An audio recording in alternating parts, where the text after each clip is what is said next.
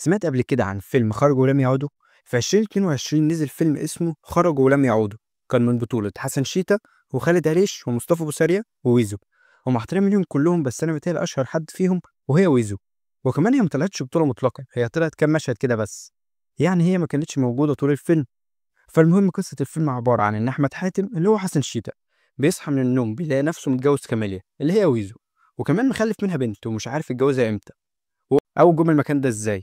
وكمان عشان كاميليا دي تبقى بنت العمده خفاجي، فبقى حاتم مش عارف يعمل ايه هو واصحابه، ولا يطلعوا من القريه دي ازاي. وبيفضلوا بقى طول الفيلم هو واصحابه بيحاولوا يفهموا ده حصل معاهم ازاي. بص، هو الفيلم مش كوميدي في الدرجه المناسبه، لان الفيلم اصلا متصنف في اطار كوميدي. فانا مش فاهم ازاي. ويعني الكوميديا دي متهيألي اصلا كانت بتتقال في 2010، يعني ما تجوش بعد 12 سنه تقولوا نفس الافيهات تاني. بس برضه ممكن يكون اللي فشل الفيلم اكتر ان مفيش بطل يسنده. بمعنى ان الفيلم لما يبقى فيه بطل اسمه لوحده ممكن ينجح الفيلم كان هيبقى احسن، او بطل مثلا يكون نجم شباك.